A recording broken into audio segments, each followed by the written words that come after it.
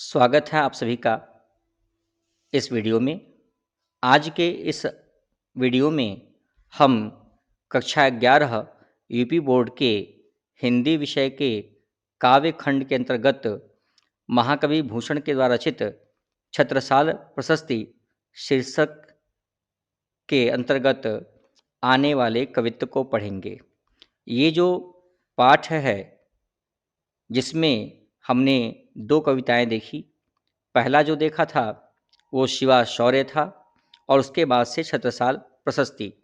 चूँकि ये जो महाकवि भूषण हैं ये दोनों ही राजाओं के शिवाजी महाराज और छत्रसाल जूदेव दोनों ही राजाओं के राज्य में आश्रय प्राप्त किए थे और उनके शौर्य का, उनके वीरता का, उनके पराक्रम का इन्होंने वर्णन किया है। तो महाराज छत्रसाल के प्रशंसा में महाकवि भूषण ने छत्रसाल दशक नामक एक साहित्य की रचना करी थी और यहाँ जो पद दिए गए हैं वो उसी छत्रसाल दशक से उद्धृत किए गए हैं। महाकवि भूषण ने छत्रसाल के वीरता का तो वर्णन किया ही किया है, साथ ही साथ उनकी जो तलवार है, जो बर्छी है, उसकी भी विशेषता का, उसके भी पराक्रम का उन्होंने बड़ा सुंदर और सजीव वर्णन किया है। तो यहाँ पे जो पद दिए गए हैं वो उसी से संबंधित हैं। तो आइए देर न करते हुए हम इस शीर्षक के अंतर्गत आने वाले पदों की व्याख्या को समझते हैं। चलिए, पहला जो यहाँ पद दिया गया है देखेंगे। छत्रसाल प्रशस्ति में महाकवि भूषण लिखते हैं, निकसत म्यान ते मयूखें प्रलय भानु कैसी, फारें तमोतम से गेंदन के जाल को, लागति लपटी कंठ बैरिन के नागिनी सी, रुद्रहि रिझावें दय दय मुंडन के मालकों, लाल छितिपाल छत्रसाल महाबाहुबली, कहाँ लो बखान करों तेरी करवाल को, प्रतिभट कटक कटीले केते काटी काटी, कालिका सी किलकी कलेऊ देते देती काल को। तो ये जो पद है, ये जो कवित्व है, यहाँ हम जरा शब्दों के व्याख्या को समझने का, शब्दों के अर्थ को समझने का प्रयास करेंगे, व्याख्या को समझेंगे। चलिए देखते हैं। निकसत, निकसत का अर्थ है निकलते ही, निकलना, है ना। तो निकलना यानी निकलते ही। म्यान आप जानते हैं ये एक तरह से आवरण होता है जिसमें तलवार को रखा जाता है। तो निकसत म्यान तें यानी म्यान से निकलते ही, म्यान से निकलने पर, है ना, तें का अर्थ से है। तो म्यान से निकलते ही, है ना, क्या है, मयूखें, मयूखें यानी तलवारें, मयूखें यानी तलवारें, तलवारें। तो लिखते हैं कि निकसत म्यान ते मयूखें प्रलय भानु कैसी, है ना। महाराजा छत्रसाल के मयान से तलवार जो निकलती हैं, तलवारें जो निकलती हैं वो कैसी जान पड़ती हैं, प्रलय भानु, प्रलय भानु अर्थात प्रलय, और भानु, भानु सूर्य को कहते हैं, प्रलय सर्वनाश, है ना, की स्थिति है। तो प्रलय भानु यानी जो प्रलयंकारी सूर्य हैं, है ना। तो छत्रसाल महाराज के म्यान से निकलने वाली तलवारें प्रलयंकारी सूर्य के समान जान पड़ती हैं। और जैसे सूर्य क्या करता है, तम तुम को यानी अंधकार का नाश कर देता है, फाड़ें अर्थात उसको मिटा देना, उसको फाड़ देना अर्थात उसको मिटा देना। तो जैसे सूर्य अंधकार का विनाश कर देता है, उसी प्रकार से जो छत्रसाल महाराज के मयान से निकलने वाली तलवारें हैं वो गेंदन के जाल को, गेंदन अर्थात हाथी, तो हाथी के जाल को, जो विपक्षी सेना में हाथियों की का जो दल है उसको ठीक वैसे ही छत्रसाल महाराज अपनी तलवारों से फाड़ देते हैं, जिस प्रकार से जो प्रलयंकारी सूर्य है वो तम का समूल विनाश कर देते हैं। उसी प्रकार से छत्रसाल हाथियों के दल को, हाथियों के जाल को अपने तलवार से फाड़ देते हैं। आगे कहते हैं भूषण जी, लागति लपटी कंठ बैरिन के नागिन सी, यानी छत्रसाल महाराज की जो तलवार है वह बैरी अर्थात शत्रु के कंठ यानी गले से इस प्रकार से लगकर लिपट जाती है, जैसे कि कोई नागिन हो। तो नागिन के समान छत्रसाल महाराज की तलवार बैरी अर्थात शत्रु के कंठ अर्थात गले से लिपट जाती है। लिखते हैं भूषण जी कि रुद्र ही रिझावें दय दय मुंडन के माल को। और यह दृश्य ऐसा जान पड़ता है जैसे छत्रसाल महाराज मुंडों की नरमुंडों की माला दे करके, है ना, नरमुंडों की माला दे करके भगवान शंकर को, रुद्र अर्थात शंकर को रिझाना चाहते हैं, उन्हें रिझावें रिझा रहे हैं अर्थात शंकर भगवान को प्रसन्न करने का प्रयास कर रहे हैं, है ना। तो ऐसा जान पड़ता है कि इन सरों को काट काट करके भगवान शिव को वो मुंडमाला अर्पित करके उन्हें प्रसन्न करना चाहते हैं। लाल क्षितिपाल छत्रसाल महाबाहुबली, कहते हैं कि ये जो क्षितिपाल यानी धरती का पालन करने वाले जो लाल अर्थात छत्रसाल महाराज हैं, वो महाबाहुबली हैं, है ना। उनकी भुजाओं में बहुत बल है, वो महाबाहुबली हैं। और कहाँ लो बखान करों तेरी करवाल को, कहते हैं भूषण जी कि मैं कहाँ तक, कहाँ लो यानी कहाँ तक, तेरी करवाल यानी जो तुम्हारे हाथ में तलवार है, उसकी मैं कहाँ तक बखान करूं, वो हमारे बखान करने के सामर्थ्य में नहीं है, हम उसका बखान कहाँ तक करें।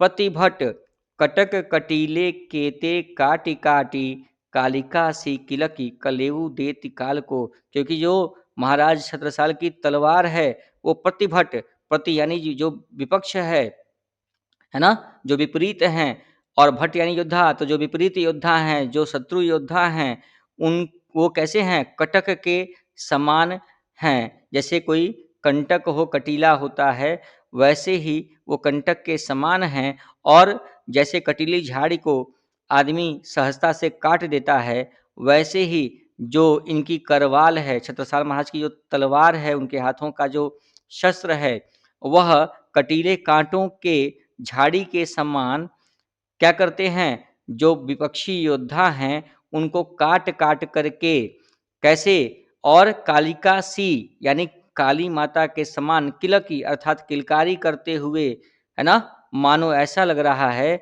जैसे वह काल को अर्थात मृत्यु को, काल के देवता यमराज को क्या दे रहे हैं, जैसे ग्रास दे रहे हों अर्थात भोजन दे रहे हों, ऐसा जान पड़ता है।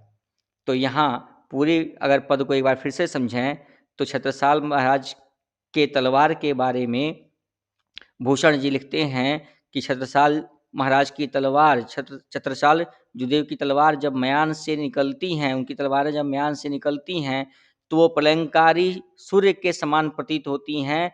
और जैसे सूर्य तम का नाश कर देता है, तम को फाड़ देता है अर्थात दूर कर देता है, उसी प्रकार से उनकी तलवार जो काले काले हाथियों का जाल है शत्रु दल में, उसको फाड़ देती है।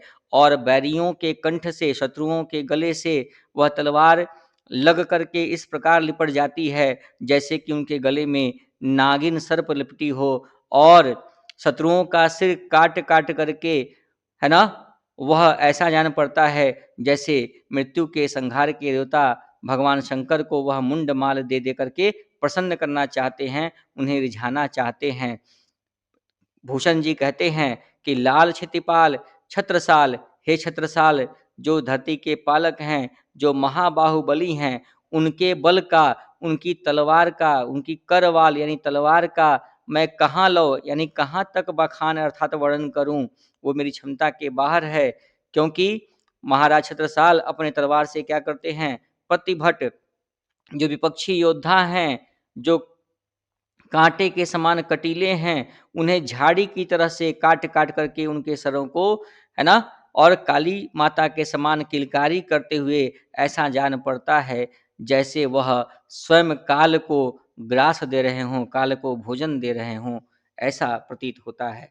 तो ऐसा अद्भुत वर्णन यहाँ पर हम देखते हैं भूषण जी ने किया है। चलिए इसके अगले पद को समझते हैं।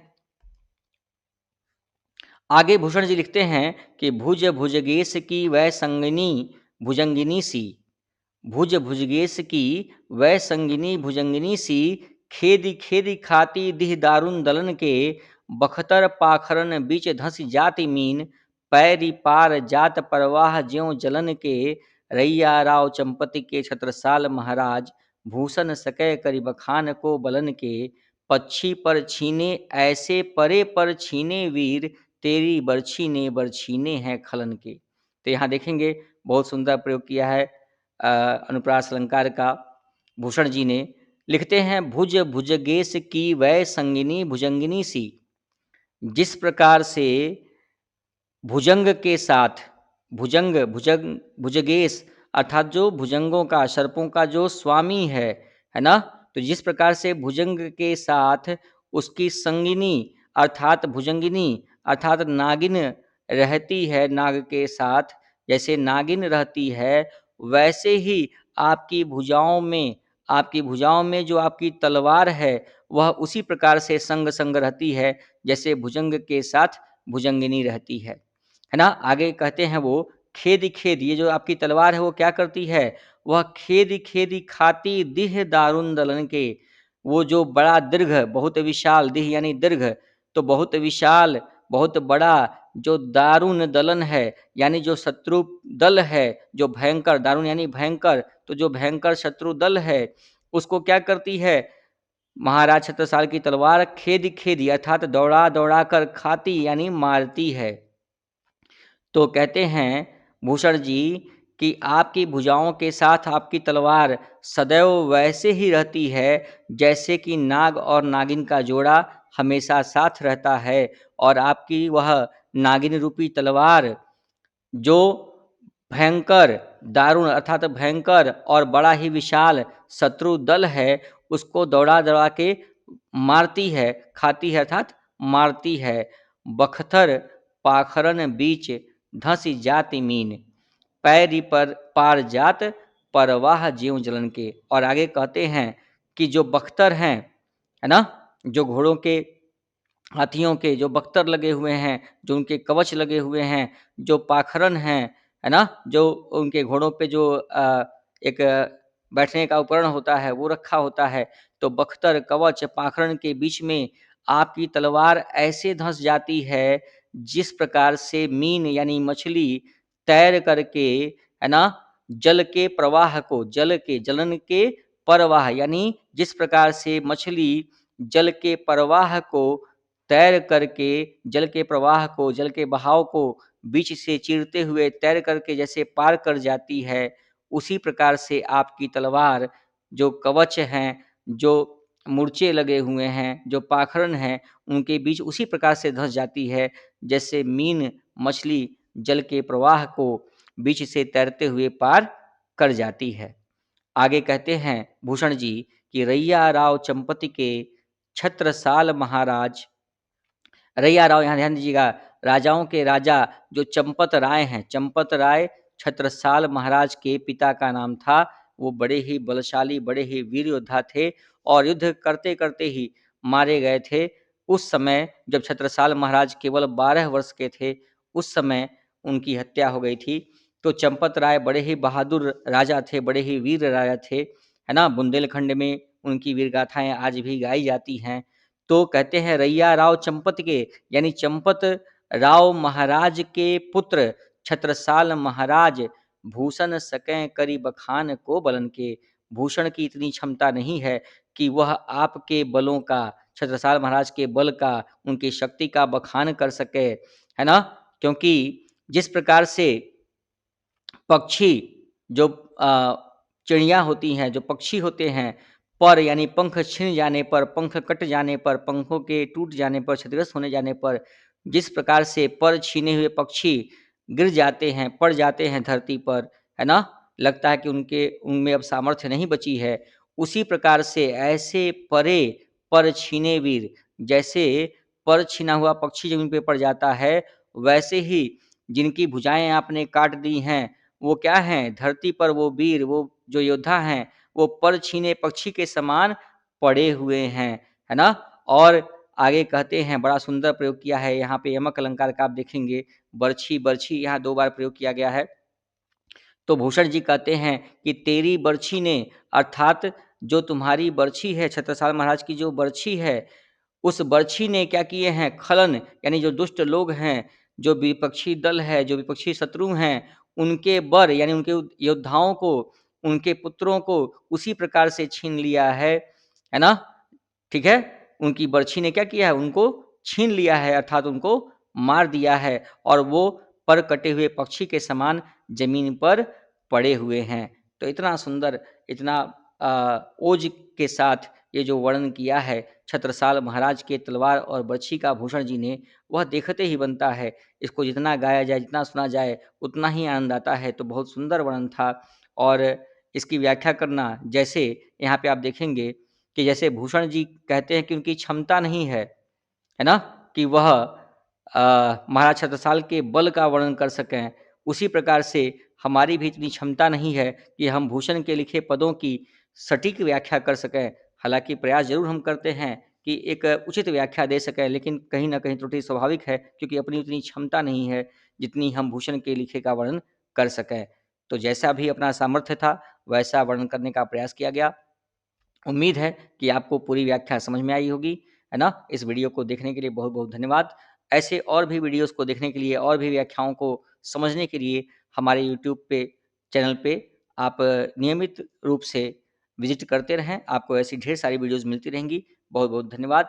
हाँ, एक चीज़ और, बड़ा अच्छा लगता है जब आप वीडियो को लाइक करते हैं, वीडियो पे कमेंट्स करते हैं और अगर चैनल पे पहली बार आएँ, सब्सक्राइब कर लें तो आपको इसकी नोटिफ़िकेशंस भी मिलती रहेंगी। तो बहुत अच्छा लगा आपके साथ ये चर्चा करके। धन्यवाद।